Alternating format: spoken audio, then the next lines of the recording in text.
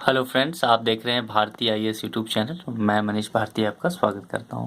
Friends, ये video जो है वो आपके डिमांड पे है कि आपने कहा था कि जो एमएसडब्ल्यू जो लोग कर रहे हैं फर्स्ट ईयर में है और एमएसडब्ल्यू 13 जिनका कोड है 45 डेज का जो जनरल लिखना होता है एनजीओ में वर्क करके, उसका इंग्लिश में प्रिपेयर एक जनरल दिखाने के लिए।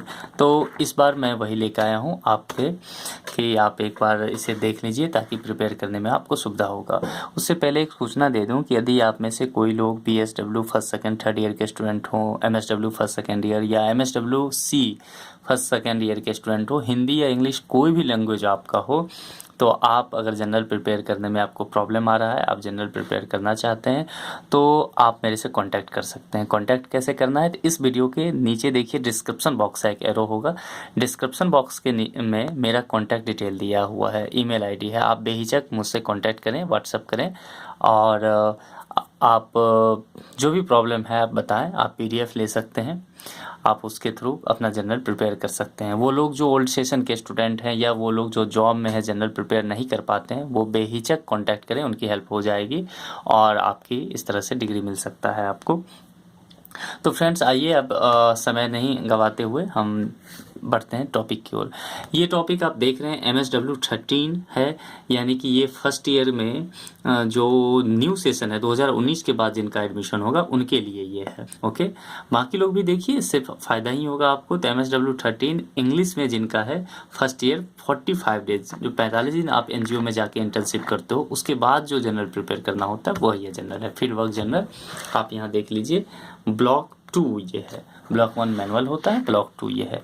और ये आप देख लीजिए IGNOU school of social work का ही है। ओके, तो आपको एक बार अपना जनरल चेक भी कर लेना है कि सही है कि नहीं जब जनरल आए तो। ओके, तो आप फर्स्ट में तो आपका नाम होगा, सेकंड में आपके सीट में आपके सुपरवाइज़र का नाम होगा, थर्ड पेज में आपके कंटेंट वगैरह होंगे। इस कंटेंट से आपको सही से देखना है, तैयार करना है जनरल। फोर्थ पेज जब आप जाएंगे तो यहाँ पे एनजीओ का नाम होगा, एड्रेस होगा और जो कुछ वर्क है मेन वर्क वो लिखा होगा यहाँ पे। यहाँ आपने जो सर्टिफिकेट इंटर्नशिप किया है तो 45 डेज के वाले सर्टिफिकेट को जो एनजीओ से मिलेगा वहाँ पेस्ट कीजिए। ध्यान रखना है कि सर्टिफिकेट जो है वो जीरोक्स कॉपी लगाना है। कई लोग ओरिजिनल ही लगा देते हैं, बाद में कहते हैं कि सर प्रॉब्लम हो गई, क्योंकि आगे भी आपको सर्टिफिकेट आपके लिए यूजफुल होगा, तो ओरिजिनल नहीं लगाना। दूसरा, ये सब जो है इस समय लिखना नहीं है, ये फॉर्मेट है। कई लोग इसी चीज़ को लेकर परेशान होते रहते हैं, मैसेज करते रहते हैं। मैं कमेंट बॉक्स में देखते रहता हूँ, भले रिप्लाई ना करूँ कई लोगों का, लेकिन मैं देखता ज़रूर हूँ आप लोग का comment. Pre term self assessment form है।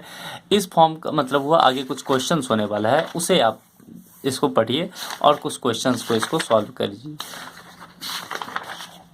ध्यान रखिए, क्वेश्चन अगर गलत भी होगा तो बहुत फर्क नहीं पड़ता है, हाँ, लेकिन बहुत ज़्यादा गलत ना हो। आप पढ़ करके उसको समझिए और क्वेश्चन सही कीजिए। ये इंडक्शन मीटिंग है, यानी कि जब आप फर्स्ट डे कॉलेज जाते हैं, आप कोर्स शुरू करते हैं, चूँकि ये जनरल फर्स्ट ईयर का ही फर्स्ट जनरल है, तो यहाँ आप कोर्स शुरू होगा तो आपके सुपरवाइजर और जितने भी आप सोशल वर्कर हैं क्या बात बताते हैं कि कोर्स कैसे करना है, जनरल कैसे प्रिपेयर करना है, सोशल वर्क का क्या इंपॉर्टेंस है, सोशल वर्क और प्रोफेशनल सोशल वर्क में क्या डिफरेंसेज हैं, कंकरेंट विजिट क्या होता है, इंडक्शन मीटिंग क्या होता है, ओरिएंटेशन विजिट क्या होता है, कम्युनिटी वर्क क्या होता है, ग्रुप वर्क या केस वर्क या इंडिविजुअल कॉन्फ्रेंस या ग्रुप कॉन्फ्रेंस। तो इस तरह के जितने भी सोशल वर्क से रिलेटेड टर्म है, सोशल वर्क से रिलेटेड वर्क है, ये सब आपको इंडक्शन मीटिंग बताते हैं, तो वही सब यहाँ पर लिखना होता है आपको। ओके, ओरिएंटेशन विजिट क्या है?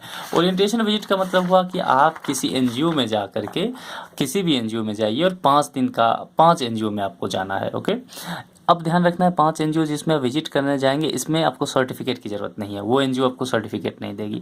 2-4 घंटे करके आप जाइए, एनजीओ को जानिए, समझिए कि क्या वर्क करती है एनजीओ, कहाँ पे उसका जोग्राफिकल एरिया क्या है। देखिए ये फॉर्मेट दिया हुआ है, इसमें लिखना नहीं है, फॉर्मेट दिया हुआ है। एनजीओ का नाम आप जानिए, एड्रेस कहाँ है उसका, मिशन क्या है एनजीओ का, उसके बाद इंस्टीट्यूशनल ऑब्जेक्टिव क्या है, वहाँ के एग्जीक्यूटिव ऑफिसर क्या है, बोर्ड मेंबर कौन है, टाइप ऑफ वर्क क्या है, number and nature of beneficiaries क्या है, जोग्राफिकल एरिया ऑफ वर्क क्या है, एजेंसी रजिस्टर्ड है या नहीं, ऑर्गेनाइजेशन स्ट्रक्चर क्या होता है, और उसके जो मेंबर और स्टाफ हैं उसके लिए एक ये टेबल दिया रहेगा। इस टेबल में कितने मेंबर हैं, क्वालिफिकेशन क्या है, उनका पोजीशन क्या है एनजीओ में, ये सब लिखना है। हिस्ट्री ऑफ ऑर्गेनाइजेशन भी लिखना है, फंडिंग कहाँ से आता है, इंफ्रास्ट्रक्चर क्या एनजीओ के पास है, और फ्यूचर प्लान क्या है, अवार्ड वगैरह कितना मिला है। तो ये सब चीज़ें उस एनजीओ के बारे में लिखना है। ध्यान रखिए कि ये ज़रूरी नहीं है कि आपको हर एनजीओ में ये सारी चीज़ें मिल जाएगी। बहुत सारे एनजीओ में इतने सारे डाटा आपको मिलेगा भी नहीं। तो ये मतलब ये नहीं है कि ये आखिरी सत्य है, लेकिन हाँ ये एक स्टैंडर्ड फॉर्मेट है, इसके अकॉर्डिंग आपको लिखना है, ये मान के चलिए। और इसी के आधार पर आपको 5 यहाँ जो फॉर्मेट दिया हुआ है, किस डेट को गए, टाइम क्या था, ऑर्गेनाइजेशन में कौन से ऑर्गेनाइजेशन में, आपके सुपरवाइजर का क्या नाम है वो, और क्या सब वर्क है, ये सब आप उसको सही से एक फॉर्मेट में लिख दीजिए।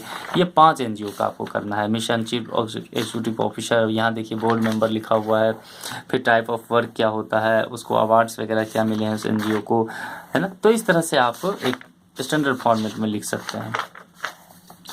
5 एनजीओ का आपको ऐसा तैयार करके लेना है। फिर है individual conference. Individual conference 5 minimum कम से कम लिखना है। 10 दिया रहेगा या 6, 5 कम से कम मिनिमम लिखना है, उससे कम नहीं होना चाहिए। यानी कि आप अपने सुपरवाइजर से जो बात करते हैं, जनरल प्रिपरेशन करने में आपको बहुत तरह की परेशानियों का सामना करना पड़ेगा। तो आप अपने सुपरवाइजर से बात करते हैं कि सर मेरे को ये प्रॉब्लम आ रहा है, तो उसका जो सोल्यूशन देते हैं ये सभी आपको लिखना है इसमें। आप इंडिविजुअल कॉन्फ्रेंस जो है ऑनलाइन भी कर सकते हैं, मोबाइल पे कर सकते हैं, मेल के थ्रू, व्हाट्सएप के थ्रू, तो ये सब लिखना है आपको। या फिर फेस टू फेस मिल करके बातें कर रहे हैं तो ये भी लिखना है। ओके। इस जनरल में बीच बीच में ओरिएंटेशन विजिट दिया गया है। बहुत सारे पुराने जनरल में साइड से 5 दिया गया है, इंडिविजुअल कॉन्फ्रेंस और ग्रुप कॉन्फ्रेंस, बस नए वाले जनरल में ऐसा नहीं है। फर्स्ट में ऐसे इंडिविजुअल कॉन्फ्रेंस है, फिर 9 विजिट के बाद है, फिर 18 विजिट के बाद है, फिर 27 विजिट के बाद है। ध्यान रखना है हर 9 विजिट के बाद इसमें इंडिविजुअल कॉन्फ्रेंस और ग्रुप कॉन्फ्रेंस दिया हुआ है, तो आपको ये ध्यान रखना है। देखिए यहाँ डेट, टाइम, ड्यूरेशन डालना है, FWS का नाम और रिपोर्ट वगैरह, क्या प्रॉब्लम है, क्या आपने ऑब्जर्व किया, टीचर क्या बताया आपको, ये सब लिखना है।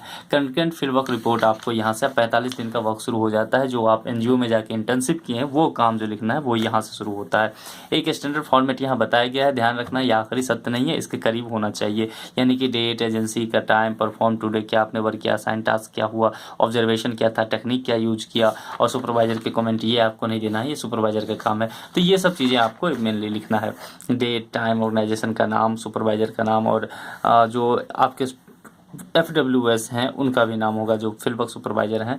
ऐसे वर्क प्लान क्या था, ऑब्जेक्टिव क्या था वर्क का, वर्क डन क्या आपने किया, ये सब एनालिसिस क्या किया आपने, उसके बाद नेक्स्ट डे का प्लान क्या था, फिर डिस्कशन में आप और चीज़ें क्या आपने सीखा, ये सब लिखिए। तो इस तरह से 45 दिन का आपको एक फॉर्मेट तैयार करना पड़ेगा अपने वर्क का, जो वर्क आपने एनजीओ में किया है। अब एक ग्रुप कॉन्फ्रेंस में मैं आपको बता देता हूँ। ग्रुप कॉन्फ्रेंस, यहाँ एक ग्रुप कॉन्फ्रेंस है, देखिए रिपोर्ट ऑफ ग्रुप कॉन्फ्रेंस। देखिए इसमें 5 ग्रुप कॉन्फ्रेंस कम से कम करने हैं आपको, इससे ज़्यादा दिए होगा पर कम से कम 5 करना है। इससे ज़्यादा भी करना चाहते हैं आपकी चॉइस है, कीजिए। नहीं करेंगे इससे ज़्यादा तो कोई पनिशमेंट नहीं मिलने वाला है, करेंगे तो कोई अलग से अवार्ड नहीं मिलने वाला है, इस बात को ध्यान रखिए, एक्स्ट्रा मार्क नहीं मिलेगा। ग्रुप कॉन्फ्रेंस में डेट, टाइम डालिए, किस डेट को गए थे, टाइमिंग क्या था, ड्यूरेशन क्या था, आपके FWS का नाम क्या था, और कितने फ्रेंड आपके प्रेजेंट रहे थे आपके ग्रुप मेंबर में, फ्रेंड आपके।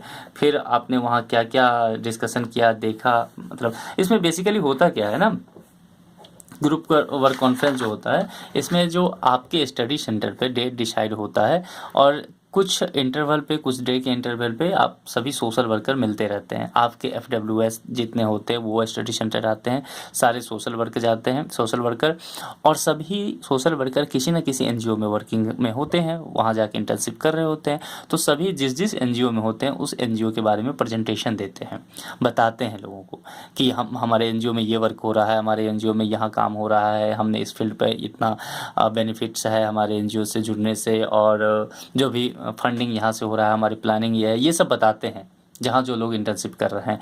तो आप किसी 5 फ्रेंड का, सब सुनेंगे तो आप सबका, लेकिन नोट करते चलिए, किसी 5 के एनजीओ के बारे में इसमें लिखना है। अब एक क्वेश्चन बहुत लोग करते हैं कि सर हमारे यहाँ तो 5 लोग हैं ही नहीं, बहुत सारे स्टडी सेंटर, जैसे नॉर्थ ईस्ट से मुझे बहुत सारे फ्रेंड का आता है, कश्मीर से। अब कश्मीर का जैसे मान लीजिए कोई स्टडी सेंटर जैसे वहाँ श्रीनगर में है, तो कई बार क्या होता है किसी कोर्स में 5 स्टूडेंट पुरते ही नहीं हैं। जैसे कारगिल से एक फ्रेंड का कॉल आया था और वो बता रही थी कि वहाँ उनके यहाँ 5 लोग हैं ही नहीं सोशल वर्कर में, जो प्रोफेशनली ये कोर्स कर रहे हैं।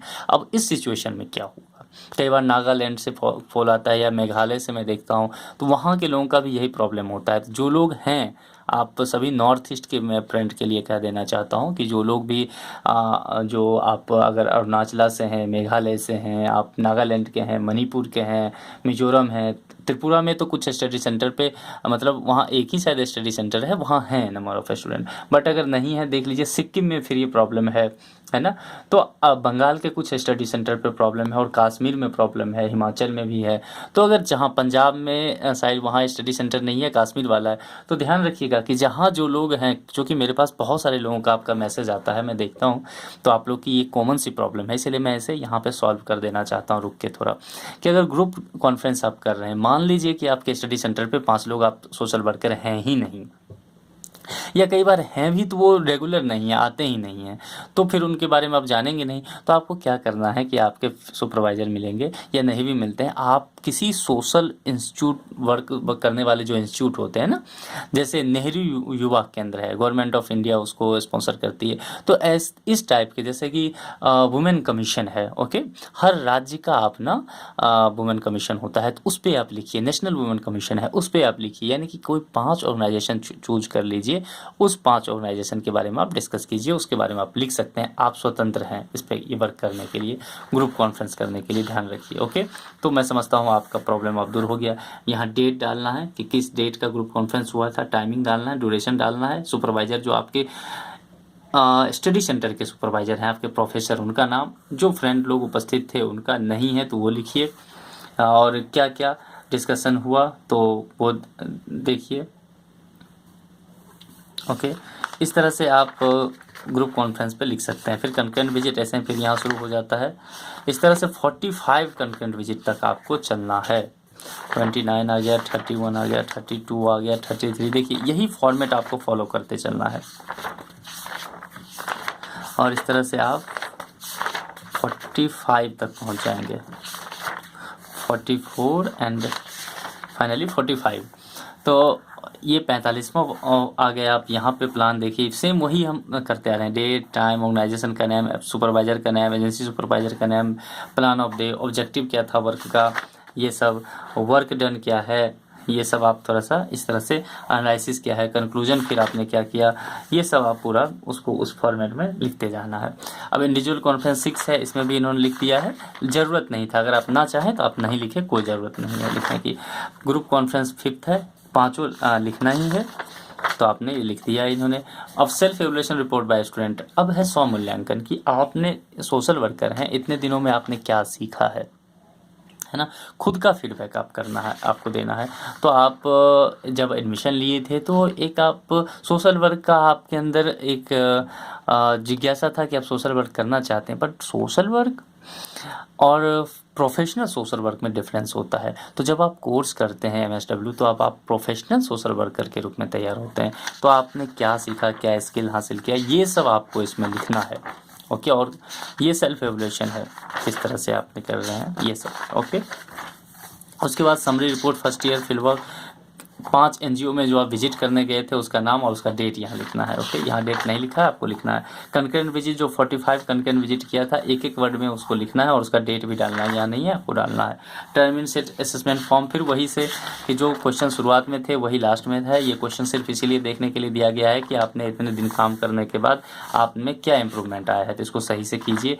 चेक लिस्ट ये होता है कि कहीं कोई चीज़ छूट तो नहीं गया। अब देख लीजिए इतने चीज़ इस जनरल में हैं, इतने सारे टॉपिक, तो देख लीजिए सारे टॉपिक तो हैं, कहीं कुछ छूट नहीं किया, जिसमें आपने वर्क कर लिया उसको टिक कर दीजिए ताकि कुछ अंदर छूटे ना आपका वर्क। ओके, उसके बाद इवैल्यूएशन का पार्ट है, ये आपको नहीं करना है इवैल्यूएशन, ये सुपरवाइजर का काम है, तो आप बिल्कुल भी इसको करने की कोशिश ना करें। ग्लोबल कमेंट जो है ये सुपरवाइजर का काम है, तो आप इसको करने की कोशिश ना करें। दूसरा देखिए यहाँ पे ग्रेड शीट है, मार्किंग कैसे मिलता है, टोटल मार्क्स 200 इसका है, 100 मार्क्स इंटरनल होगा, 100 मार्क्स एक्सटर्नल होगा। जो ओल्ड सेशन के लोग अगर देख रहे हैं तो जिनका एडमिशन 2018 तक का है वो यहाँ 50-50 मार्क्स होगा, तो घबराए नहीं। अब 100 मार्क्स कर दिया गया है। ओके, अब देखिए यहाँ पे बांट भी दिया गया है कि किस टॉपिक को करने के कितने मार्क्स आपको मिलेंगे। ओके, और इसमें भी 50 मार्क्स लाना है, इसमें भी 50 मार्क्स मिनिमम लाना है, यानी 100 मिनिमम मार्क्स पे आप पास होंगे, 50% मार्क्स पे आप पास ही होते हैं। तो अब आप जनरल के इंपॉर्टेंस को समझिए, बहुत ही अच्छे से जनरल लिखिए, नहीं तो बहुत सारे फ्रेंड्स का कॉल आता है, मैसेज आता है, एक दिन में 100 मैसेज तक मेरे पास आ जाता है।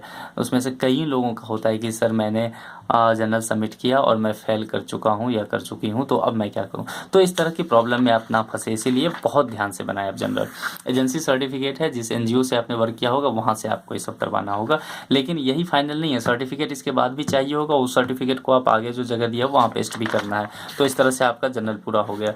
आपने देखा कि जनरल कितना इंपॉर्टेंट पोर्शन है और आपको किस तरह से इस जनरल को आगे लेकर के बढ़ना है। फ्रेंड्स, फिर से आपको मैं बता दूं, अगर आप BSW first second third year, MSW first second year, MSWC यानी कि master of social work in counselling, इस तीनों कोर्स में, और एक सोशल वर्क से PG डिप्लोमा कोर्स होता है, तो अगर सोशल वर्क से PG डिप्लोमा कोर्स कर रहे हैं, फिर भी आप अगर इस चारों कोर्स में किसी भी कोर्स के स्टूडेंट हैं, कोई भी ईयर हो आपका, लैंग्वेज कोई भी हो, हिंदी या इंग्लिश लैंग्वेज में, कई लोग का मराठी वाले का बहुत ज़्यादा मैसेज आते हैं, महाराष्ट्र से, गुजरात से, उन लोग का गुजराती होता है।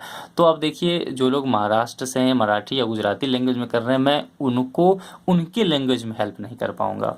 क्लियर कर देता हूँ, क्योंकि बहुत मैसेज आता है, फिर आप लोग नाराज़ हो जाएंगे कि का हेल्प नहीं करते हैं। तो मैं पहले ही बता देता हूँ, अगर आप गुजराती या मराठी या पंजाबी लैंग्वेज में कर रहे हैं, बंगला में कर रहे हैं, तो उस लैंग्वेज में प्रॉपर मैं आपकी हेल्प नहीं कर पाऊँगा। हाँ, मैं आपको इंग्लिश का मटेरियल प्रोवाइड कर दूँगा। अगर आप हिंदी में कंफर्टेबल हैं तो हिंदी का मटेरियल को मैं आपको अवेलेबल करवा दूँगा, ताकि आप उससे फिर ट्रांसलेट करके या समझ के लिख लें। ओके, तो आप PDF मेरे से ले सकते हैं, सभी कोर्स का अवेलेबल है। और जो लोग ओल्ड सेशन के हैं, जॉब में हैं, बहुत लोग बहुत समय से जनरल प्रिपेयर ही नहीं कर पाए, थ्योरी पेपर पास कर लिए और जनरल उनका हुआ ही नहीं, तो बिल्कुल घबराएं नहीं, कांटेक्ट करें मेरे से, मैं आपको उसका तरीका बताऊंगा। आप जनरल प्रिपेयर कर सकते हैं, मैं हेल्प कर दूंगा। आप जनरल प्रिपेयर करके दीजिए और डिग्री अपना जल्दी लीजिए, फिर as a professional social work आप सोसाइटी को कंट्रीब्यूट करने के लिए जाइए। ये मेरी शुभकामना है आपको। और कॉन्टैक्ट डिटेल्स मिलेगा कहाँ, तो इसी वीडियो के डिस्क्रिप्शन बॉक्स में जाइए, डिस्क्रिप्शन बॉक्स में मेरा वहाँ कॉन्टैक्ट डिटेल्स दिया हुआ है, ईमेल आईडी है, नहीं तो हमारे इसी चैनल भारतीय IAS यूट्यूब चैनल के अबाउट सेक्शन में जाइए। जैसे प्लेलिस्ट वगैरह होता है ना, वीडियोज़ प्लेलिस्ट, ऐसे अबाउट एक होगा, वहाँ पे भी जाके देखेंगे तो आप पाएंगे कि वहाँ पे कॉन्टैक्ट नंबर वगैरह दिया हुआ है। तो फ्रेंड्स, वहाँ से लेके आप मुझे कॉन्टैक्ट कर व्हाट्सअप कीजिए और बात कीजिए, और आपको जो प्रॉब्लम है उसका सोल्यूशन मिल जाएगा। कमेंट सेक्शन में आप ये लिखिए कि आपको और किस टॉपिक पे चाहिए वीडियो, किस टॉपिक पे आप चाह रहे हैं। आप देख रहे होंगे कि आप लोगों में ये जितना वीडियो मैंने तैयार किया है अभी तक, ये पूरी तरह से आपके डिमांड पे है। मैंने कोई प्लानिंग नहीं कभी किया कि इस टॉपिक पे ये वीडियो बना के आपको डालना है। जो लोग डिसाइड करते हैं, ये आपके हाथ में है कि आप लोग डिसाइड कीजिए कि किस टॉपिक पे आपको हेल्प चाहिए। जो लोग मुझे मैसेज करते हैं, व्हाट्सअप करते हैं, मैं देखता हूँ, कई बार मैं रिप्लाई नहीं कर पाता हूँ आपके व्हाट्सअप का, मेल का, बहुत सारे कॉल मैं अटेंड नहीं कर पाता हूँ, ऑब्वियसली नहीं कर सकता हूँ उतना। तो और मैं कोशिश करता हूँ कि कमेंट सेक्शन में लिखें तो मैं रिप्लाई करूँ आप लोगों को। कई बार नहीं कर पाता हूँ तो आप बुरा मत माना कीजिए। कई लोग का रहता है कि सर आपने बताया और आप रिप्लाई नहीं करते। मैं कोशिश करता हूँ, थोड़ा सा पेशेंस रखिए, कुछ समय बाद ही सही पर मैं रिप्लाई कर दिया करूँगा। ओके, तो आप कोशिश कीजिए, कमेंट बॉक्स में डालिए, और कोशिश कीजिए कि इस वीडियो को या इससे रिलेटेड सोशल वर्क के जितने वीडियो को है आप शेयर कीजिए। सोशल वर्क के जो आपके व्हाट्सएप ग्रुप वगैरह होगा, फेसबुक पेजेज होंगे, आप वहाँ शेयर कीजिए, ताकि आपके जैसे और बाकी जो स्टूडेंट होगा जिन तक इन्फॉर्मेशन नहीं पहुँचा है, आपके एक शेयर कर देने से उनका करियर अच्छा हो सकता है, उनका जनरल का प्रॉब्लम दूर हो सकता है। तो शेयर कीजिए, दूसरों की हेल्प करने की चाहत अपने अंदर हमेशा रखिए। एक सोशल वर्कर में ये गुण हमेशा होना चाहिए। तो आपके लिए ये काम एक तरह से यहीं से सोशल वर्क की शुरुआत हो जाती है कि आप दूसरों के लिए सोच रहे हैं। ओके फ्रेंड्स, तो इस वीडियो में मैं इतनी ही बातें करूंगा। मैं कोशिश करूंगा कि आपके कमेंट का जवाब दूं, आपके कॉल को, आपके मैसेज को रिसीव कर सकूं। ओके, दूसरे वीडियो में मैं दूसरे टॉपिक पे बात करूंगा, जो भी आप लोग लिख के देंगे। लगभग मैं सभी टॉपिक में कर रहा हूँ, थोड़े बहुत टॉपिक और बच गए हैं MSW सेकेंड ईयर वगैरह के, उस पर मैं कोशिश करूँगा। मैंने देखा है आप लोगों के सुझाव हैं कि सर उस पर वीडियो बनाइए, जल्दी ही मैं लाऊंगा। MSW 15 का, MSW 16 का बहुत डिमांड है। मैं जान रहा हूँ कि अभी 16 का बहुत डिमांड चल रहा है, क्योंकि अब डेट करीब है सबमिशन का, तो मैं जल्दी उस पर बना के दूँगा। ठीक है, तो इस वीडियो में इतना ही। दूसरे वीडियो में किसी और टॉपिक के साथ मिलते हैं। आप अपना ख्याल रखिए, इस महामारी के दौर में खुद को बचाइए और दूसरों तक सही जानकारी पहुंचाइए, उनकी हेल्प कीजिए। आप जितना भी कर सकते हैं एक सोशल वर्कर के रूप में, बाहर बहुत ना निकलें, घर के अंदर से हेल्प करने की कोशिश करें, फ़ोन पे करके, इन्फॉर्मेशन दे करके, ये सब आप कोशिश करते रहें, एक दूसरे का साथ देते रहें। सोशल वर्कर के रूप में आपकी जिम्मेदारी अभी इस महामारी के दौरान में और भी बढ़ जाती है। ओके फ्रेंड्स, तो नए वीडियो में फिर मुलाकात करेंगे, तब तक के लिए बहुत बहुत शुक्रिया। Good bye.